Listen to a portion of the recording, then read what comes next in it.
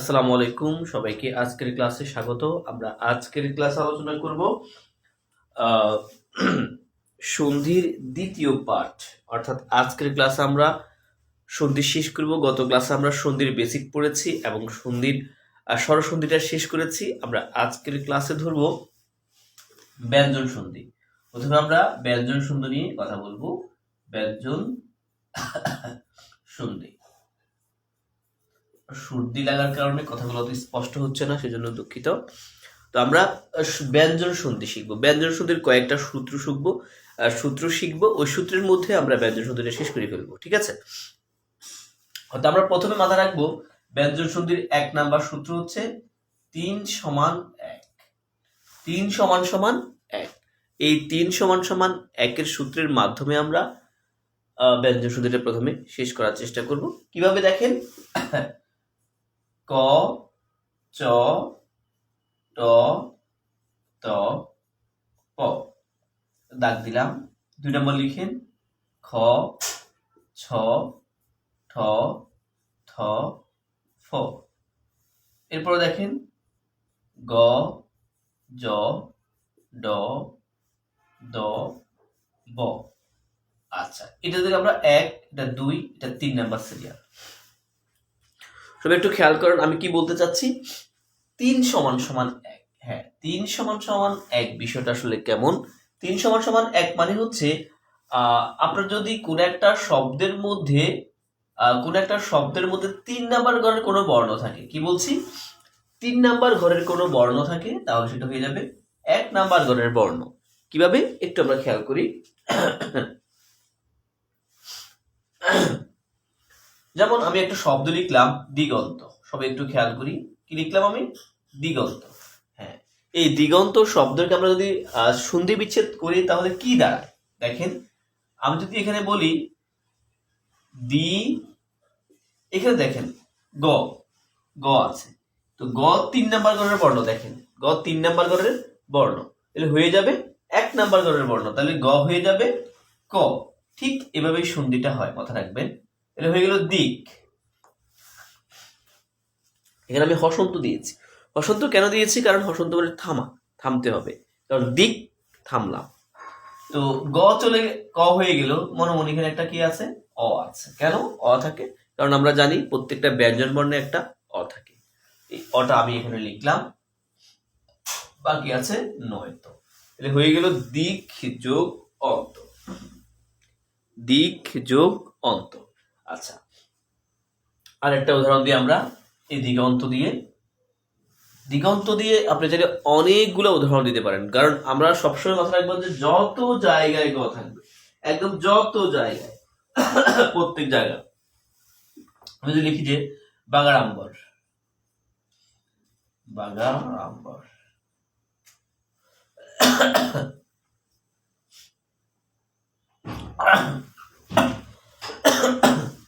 বানানটা ভুল হয়েছিল।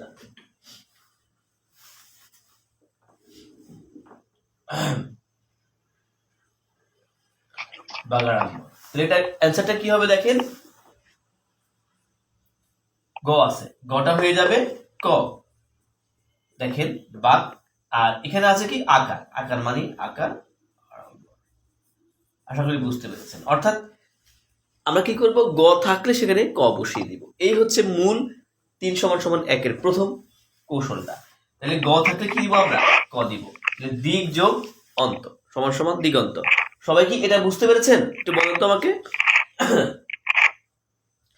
যার এখানে আওয়াজ হয় একটু প্লিজ মিউট করবেন, আর কোনো প্রশ্ন থাকলে অবশ্যই করতে পারবেন। আচ্ছা, এবার যদি আপনার পরীক্ষাতে আসে, খেয়াল করেন সবাই, আপনার পরীক্ষাতে আসলো প্রাগুপ্ত।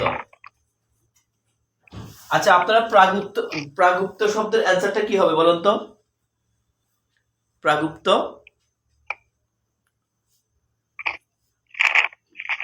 কি বলতে পারবেন? প্রাগুপ্ত শব্দের অ্যান্সারটা কি হবে? Good, thank you. একটু মিউট করেন, অনেক সাউন্ড হচ্ছে প্লিজ, অনেক সাউন্ড হচ্ছে, প্লিজ মিউট করেন। তাহলে প্রাক যোগ উক্ত, প্রাণঘাতক। এইভাবে কিন্তু সন্ধিটা হয়। 2 নম্বর দেখেন, বর্গীয় জ থাকলে কি দিব? চ দিব। সাধারণত একটাই উদাহরণ বইতে আছে, সেটা আপনারা এমনিই পারবেন, নিযন্ত। অ্যান্সারটা কি হবে? বর্গীয় জ জায়গায় কি হয়ে যাবে? চ হয়ে যাবে, হয়ে গেল নিচ, বাকি আছে অন্ত, সমান সময় নিযন্ত। এবার আপনার সামনে যদি আসে অজন্তা, অজন্তা লাইব্রেরি আছে, আমরা জানি অজান্তা। আপনি অ্যান্সারটা কি করবে? অস যোগ আন্তা হয়ে গেল অজান্তা। এভাবে একদম সহজ কৌশল, একেবারে সহজ, কঠিন বলতে কিছু নাই। আচ্ছা, এবার এখানে ডয়ের জায়গায় আমরা এটাকে ডয়ের জায়গাটা কি সেটা বিন্দু দিয়ে দিব। আমরা ডয়ের জায়গায় এখানে পড়বো ড বিন্দু র। আমি আবার বলছি, আমরা ড না পড়ে, আচ্ছা ড, কিন্তু আমরা এটাকে পড়বো ড বিন্দু র। আমি বিন্দু দিয়ে দিয়েছি অলরেডি। যদি কোনো শব্দের ড বিন্দু র থাকে তাহলে আমরা সেখানে ট দিব। পরীক্ষায় দেখবেন অনেকবার এই শব্দটা এসেছে পরীক্ষায়, সরানন। আশা করছি আপনারা সবাই সরানন শব্দটা পারবেন। কিভাবে দেখেন, ট বিন্দু কি হয়ে যাবে? ট, হয়ে গেল শর্ট। কি হয়ে গেল? শর্ট। বাকি আছে কি? আনন। শর্ট যোগ আনন, সরানন। আচ্ছা, আরেকটা উদাহরণ দিই।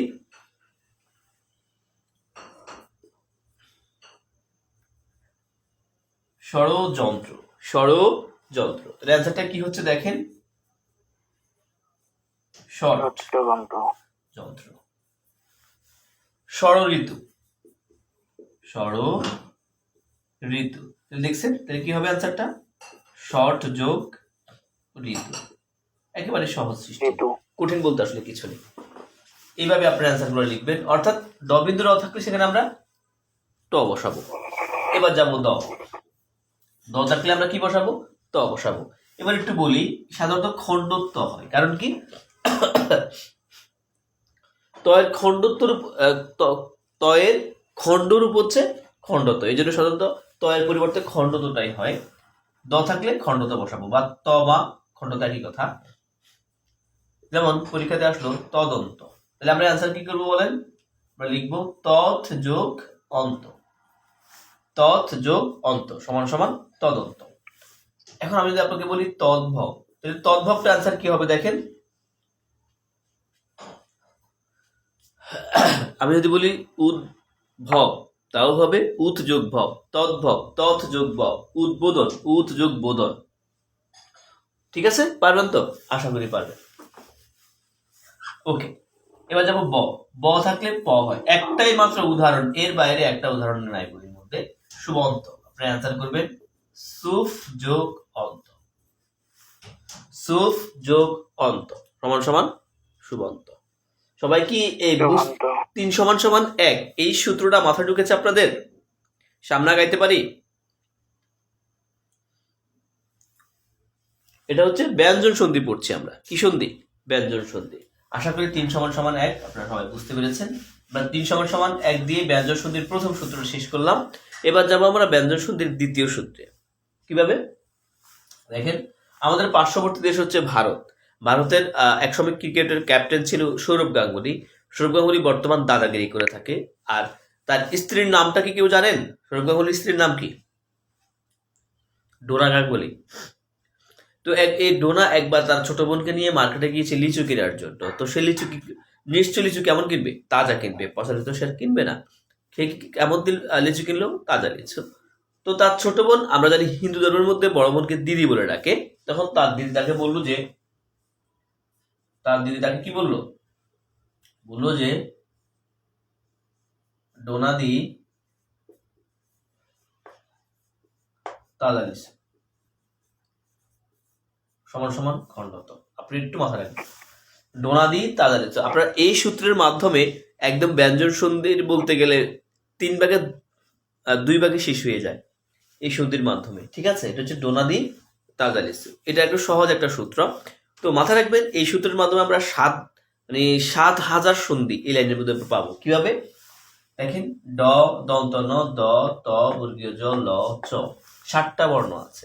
আমরা কোন একটা শব্দের মধ্যে যদি এই 7টা বর্ণের যে কোনো একটা বর্ণ দেখি, আমরা ওটাকে তুলে দিয়ে খণ্ডতে বসিয়ে দিব। কখন বসাবো সেটা ব্যাখ্যা করছি। যেমন আপনার পরীক্ষাতে আসলো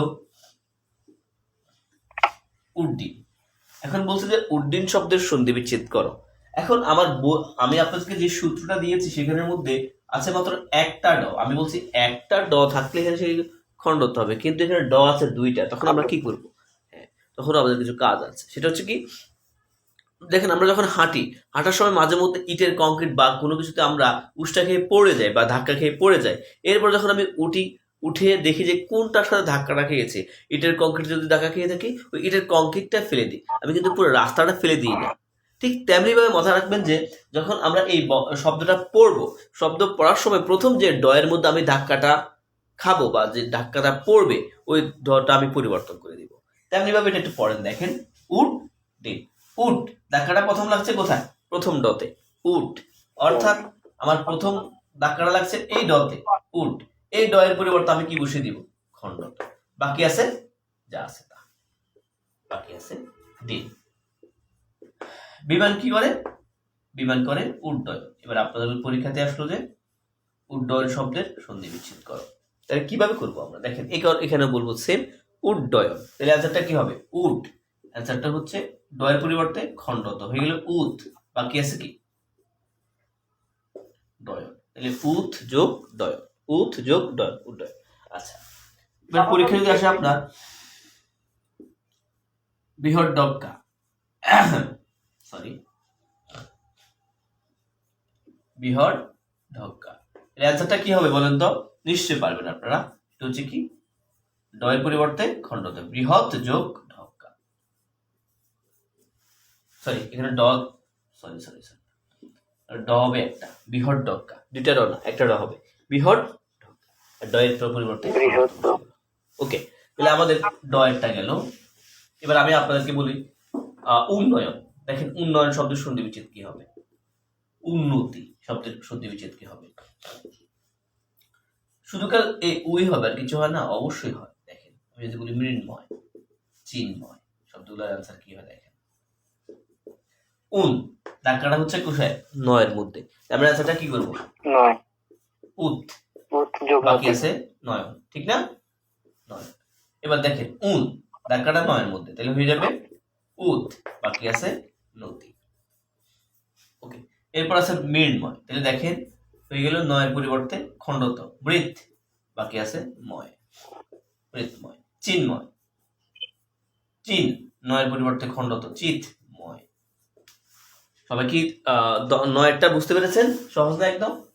একেবারেই সহজ, একটু চিন্তা করলেই আমরা পারবো। একেবারেই সহজ সূত্র, সন্ধির এর চেয়ে বড় বা কোনো নিয়ম নেই যেটা দিয়ে আপনি সহজে শিখতে পারবেন না। এটা একেবারেই সহজ সূত্র, সহজ, যে কেউ, ছোট বাচ্চারা পারবে। দন্তন, দন্তন, দ দিয়ে মনে রাখবেন খণ্ডত। আবার দেখেন উদ্ধার, উদ্ভাস। অ্যান্সারটা কি হবে? উৎ যোগ ভাস। আচ্ছা, এবার একটু পার্থক্য দেখাবো। উদ্দার, উদ্বোধন। অ্যান্সারটা কি হবে? উৎ যোগ বোধন। দেখেন উদ, দয়ের বিরুদ্ধে খণ্ডত, বাকি আছে বোধন। এবার আপনার পরীক্ষা যদি আসে যে উদ্ধার, উদ্ধৃতি, তখন আপনাকে একটু বিপদে পড়তে হবে, ঠিক না? এগুলো কিভাবে ঠিক? এখন আমাদের নিয়ম অনুযায়ী এভাবে হবে। আমার খণ্ডত নিয়ম ঠিক আছে, দয়ের জায়গায় খণ্ডত হবে, ঠিক আছে। এরপর আছে কি ভার। বিষয়টা হচ্ছে এই জায়গাটা একটু খেয়াল করেন। উদ চলে গেলে আর থাকে খণ্ডত, দয়ের পরিবর্তে খণ্ডত, আর বাকি থাকে ধার। এইভাবে লিখতে পারেন, কারণ এটা সবাই লিখে। মনে রাখবেন এই জায়গাটা একটু চেঞ্জ করতে হবে। এই যে একটু পরিবর্তন কিভাবে মনে রাখবেন? যখন দেখবেন যে এই ধ এবং এই ধ সন্ধির মধ্যে একসাথে আছে, অর্থাৎ ছোট ধ এবং বড় ধ একসাথে হয়ে আছে, তখন আপনি কি করবেন? ছোট ধটাকে খণ্ডত করে ফেলবেন, আর পরে যে ধটা আছে এটাকে হ বানিয়ে ফেলবেন। সবসময় মনে রাখবেন সন্ধির মধ্যে যদি দুইটা ধ একসাথে থাকে, পরের ধটা খণ্ডত্ব হয়ে যাবে, হ হয়ে যাবে, যেমন উদ্ধার।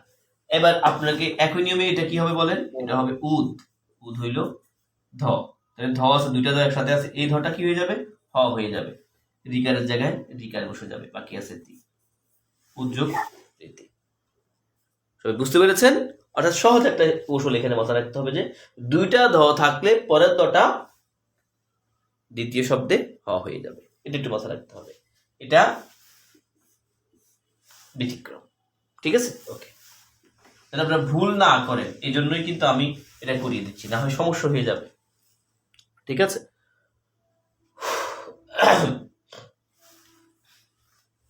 এবার ত দিয়ে করেন। ত যেমন আমি যদি বলি উত্তাল, উত্তোলন,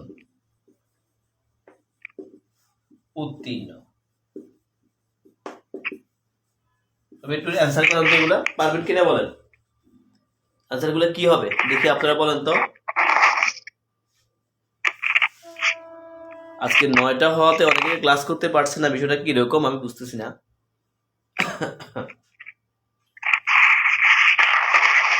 ভাই অনেক সাউন্ড হচ্ছে, একটু প্লিজ মিউট করে রাখলে ভালো হয়।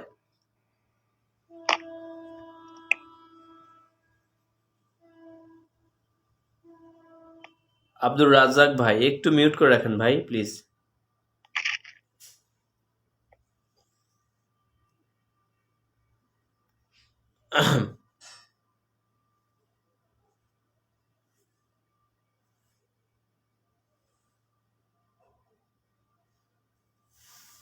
ওকে, এবার উত্তাল, অ্যান্সারটা হবে উদ্যোগ তাল, উদ্যোগ তোলন। উত্তীর্ণ হয়ে যাবে উৎযোগ তীর্ণ। সহজ একটা কৌশল, এর চেয়ে আর বড় কৌশল কিভাবে বলেন, আশা করি পারবেন সবগুলা। এবার যান বর্গীয় জ, যেমন আমি লিখলাম যাবজ্জীবন, তাহলে অ্যান্সার কি হবে লেখেন সজ্জন, এরপর লেখেন উজ্জীবিত। এই তিনটার অ্যান্সার করবে সবাই, খাতা দ্রুত খাতা লিখে ফেলেন, দ্রুত অ্যান্সার লিখে অ্যান্সার গুলা। যাবজ্জীবন, যাবজ্জীবন কি হবে, যাবত যোগ জীবন, সজ্জন, সৎ যোগ জন, উজ্জীবিত। অ্যান্সারটা কি হবে উৎ যোগ জীবিত। একেবারে সহজ কৌশল, দ্রুত লিখে ফেলেন দ্রুত। আজকে আমাদের হয়তো ক্লাস দ্রুত শেষ হয়ে যাবে, আমাদের 40 মিনিট হয়তো আগেই প্রথম সেশনে শেষ হয়ে যাবে। কারণ আমি একটা কথা বলি আপনাদেরকে, এই যে আমি 7টা রুলস এখানে পড়াচ্ছি, আপনারা এই রুলসগুলো বইতে দেখেন, এই রুলসগুলো এক একটা রুলসের জন্য কত কাহিনী বলছে। তো এই সবগুলো কাহিনীকে আমরা না পড়ে আমরা সহজ কৌশলটা অবলম্বন করার কারণে আমাদের দ্রুত সন্ধিটা শেষ হয়ে যাচ্ছে। আপনি যদি বইয়ের নিয়মে পড়তে যান ঘোষধ্বনির সাথে অঘোষধ্বনি, নাসিকের সাথে এই, তাহলে কিন্তু আপনি একটু পারতেন না এবং সময় লাগতে বেশি, বুঝতেন না। এবার যা বললো উল্লাস, তাহলে উল্লাসটা কি হবে লেখেন উল্লেখ্য, তাহলে আমরা লিখলাম উৎ যোগ লাস, উৎ যোগ। কি সুন্দর চমৎকার ভাবে হয়ে যাচ্ছে আমাদের শব্দগুলো, অর্থাৎ ল থাকলে খণ্ডত্ব হয়ে যাচ্ছে। এবার যাবো চ, চ দিয়ে লেখেন, আমি লিখলাম উচ্চারণ, শরৎচন্দ্র,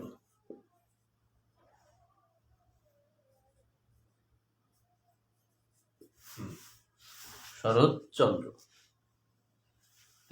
সহজ অ্যান্সার হচ্ছে কি উৎ যোগ চারণ, শরৎ যোগ চন্দ্র। আশা করি ডোনাদি তাজালিসু সমান সমান খণ্ডত্ব, এই সূত্রটা আমরা সবাই পারবো ইনশাআল্লাহ।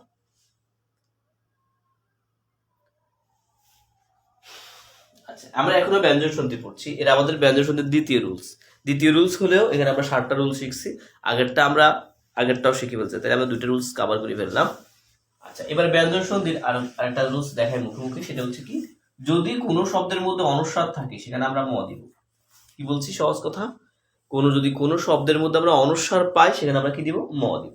যেমন সংবাদ, অ্যান্সারটা কি হবে অনুস্বার আছে, অনুস্বার থাকলে আমরা জানি কি হয় ম হয়, তাহলে সম যোগ বাদ, সম থামসি সম বাদ।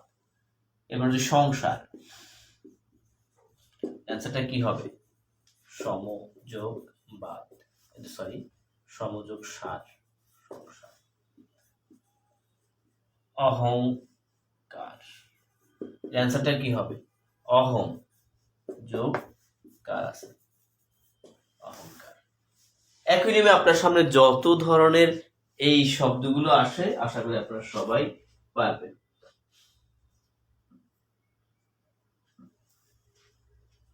একটা শব্দ আসে যে স্বয়ংবরা, স্বয়ংবরা, স্বয়ংবরা। দেখি আপনারা পারেন কিনা।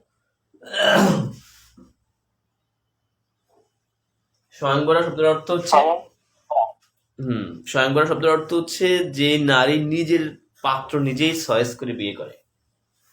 আচ্ছা, এটা হচ্ছে কি স্বয়ং যোগ বরা। আসলে দেখছেন শব্দর কৌশলগুলো আসলে সহজ, কথা হচ্ছে হয়তো আমরা চর্চা নাই বলে আমাদের কাছে একটু কঠিন মনে হয়। আদৌ কিন্তু পড়াশোনা ওইভাবে অত কঠিন না যদি আমি বলি।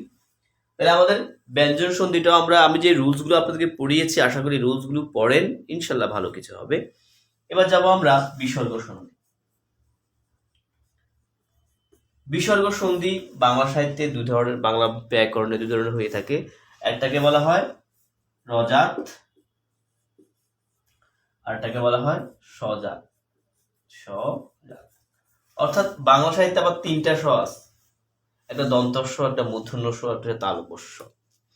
আর এটা হচ্ছে রজাত। রজাতের মধ্যে আমরা দুটি জিনিস পাবো, র এবং ওকার, এগুলাকে আমরা পাবো। তো এটা মাথায় রাখবেন যে পরীক্ষা আসে যদি বিসর্গ সন্ধি কয় প্রকার? দুই প্রকার, রজাত বিসর্গ এবং সজাত বিসর্গ। তো রজাত আর সজাত যে জাতেরই হোক না কেন, আমরা পুরো জাতটাকে সহজ একটা কৌশলে মুখস্থ রাখবো। বিষয়টা হচ্ছে কিরকম দেখেন কিভাবে।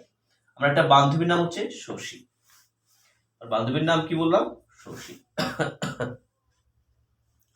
তো তাকে আমি কি করলাম, আমার সামনে সে ছিল, আমি তাকে আমার সামনে থেকে ধাক্কা দিয়ে ফেলে দিলাম এবং বললাম, শশী আমার সামনে থেকে তুমি সরো।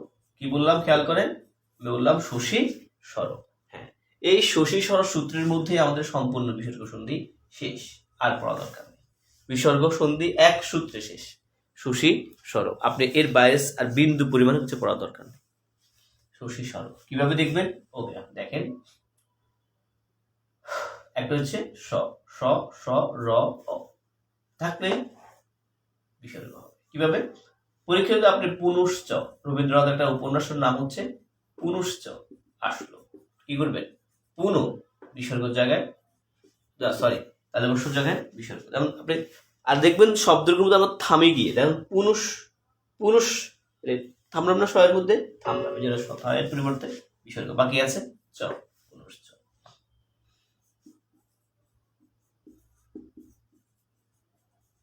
শিরশ্ছেদ, তাই অ্যান্সারটা কি হবে দেখেন, শির যোগ ছেদ, শয়ের পরিবর্তে বিসর্গ। নিশ্চয়, অ্যান্সারটা কি হবে? নিশ, শয়ের পরিবর্তে বিসর্গ, বাকি আছে চয়, নিশ্চয়। নি বিসর্গ যোগ চয়, নিশ্চয়। আপনারা কি বুঝতে পারছেন সবাই?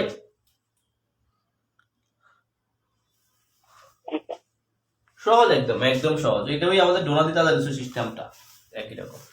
আমি 3-4টা করে উদাহরণ দিচ্ছি, আপনাদেরকে শীট দিয়েছি, আপনারা ওখানে শীটগুলো নিজেরা চর্চা করে দেখবেন, একদম সহজ। এবার যাবো বিষয় মূর্ধন্য স। উদাহরণ কি হবে দেখেন, আমাদের লিখি যে আবিষ্কার, দেখেন আবিষ্কার শব্দটা লিখলাম। আবিষ্কার শব্দের মধ্যে কি হয়? আবিষ, আবিষ্য, মূর্ধন্য স, এই শয়ের পরিবর্তে বিসর্গ, বাকি আছে কার, আবিষ্কার। ধনুষ্টঙ্কার, মেয়েদের একটা রোগ হয়, মেয়েদের রোগটার নাম হচ্ছে ধনুষ্টঙ্কার। অ্যান্সারটা কি হয় দেখেন, ধনু মূর্ধন্য স এর পরিবর্তে বিসর্গ, বাকি আছে টঙ্কার, ধনুষ্টঙ্কার। নিষ্পাপ, তাহলে অ্যান্সার কি হবে দেখেন, নি বিসর্গ, স এর পরিবর্তে বিসর্গ, বাকি আছে পাপ, নিষ্পাপ। একদম সহজ, এছাড়া সহজ কৌশল হয় না। আশা করছি আপনারা এইভাবে ফলো করলেই ইনশাল্লাহ পারবেন। দ্রুত লিখে নেন, দ্রুত।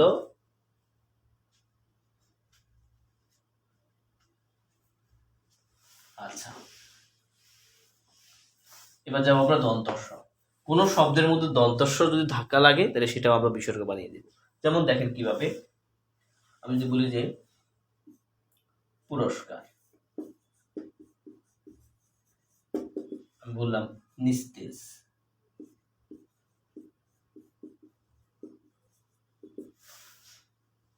ঠিক আছে।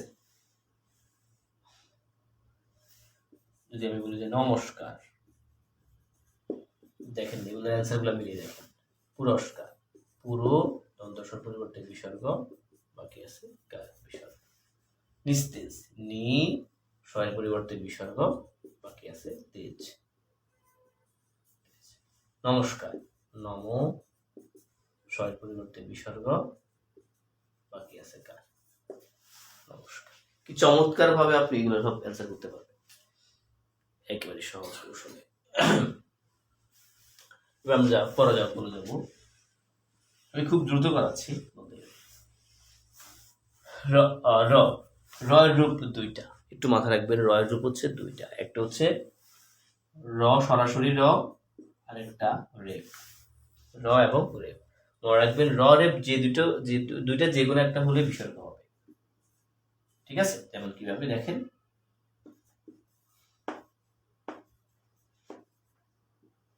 পুনরায়, তাহলে আমরা অ্যান্সার কি লিখবো? পুন রয়ের পরিবর্তে বিসর্গ, বাকি আছে আয়। কিভাবে?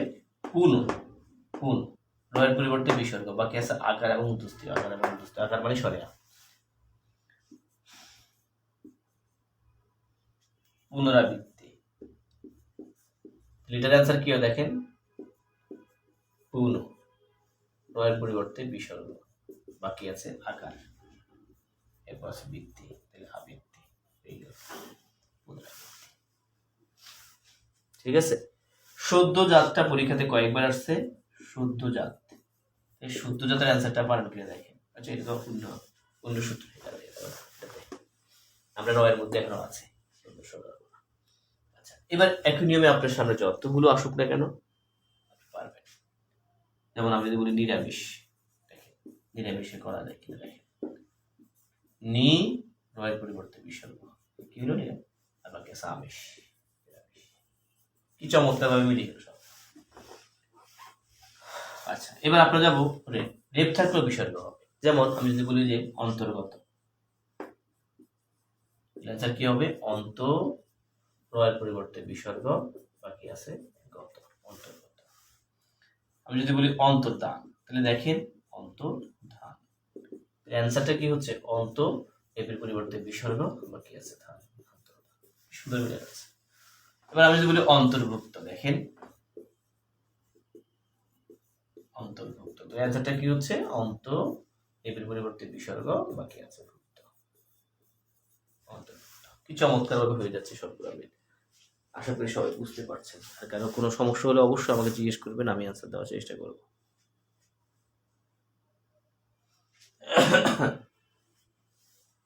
একদম সহজ, একদম। আচ্ছা, আমরা একেবারে শেষেরটা দেখি এবার। শেষটা হচ্ছে কি? ও। আচ্ছা, এটা একটু মাথা রাখবেন। ও দিয়ে হচ্ছে ওকার। আমরা ছোটবেলায় সবাই পড়েছি ওতে ওকার। হ্যাঁ, মনে রাখবেন ওতে ওকার। যত জায়গায় আমরা ওকার দেখবো, ওকারের পরিবর্তে আমরা বিসর্গ বসিয়ে দেব। যেমন মনোহর,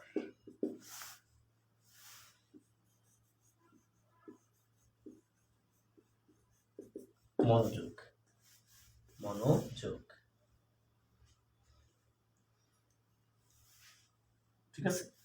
এটা দেখেন মন, ওকারের পরিবর্তে দেখেন মনো, মনো, ওকারের মধ্যে ধাক্কাটা লাগছে, মনো, ও এর মধ্যে, ও এর পরিবর্তে কি হবে? বিসর্গ, বাকি আছে হর, মনোযোগ। তাহলে কি হবে? মনো, তাহলে মনো, ওকারের মধ্যে ধাক্কাটা, ওকারের পরিবর্তে বিসর্গ, বাকি আছে যোগ। এখন বলতে পারেন এখানে তো ওকার আছে, এখানে হচ্ছে না কেন? না, একবারই শুধু পরিবর্তন হবে, প্রথমটা, এরপর আর হবে না। প্রথম একবারই পরিবর্তন হয়, মানে প্রথম যে পরিবর্তনটা হয়ে যায় এরপরে কোনো পরিবর্তন হয় না। মনোযোগ, যোগ, মনোযোগ। ওই যে বলছিলাম আপনাদেরকে শুদ্ধ জাতের কথা, যেটা পরীক্ষাতে কয়েকবার আসছে, শুদ্ধ জাত। অ্যান্সারটা কি হবে? শুদ্ধ বিসর্গের পরিবর্তে ওকারের পরিবর্তে বিসর্গ, বাকি আছে জাত, শুদ্ধ জাত।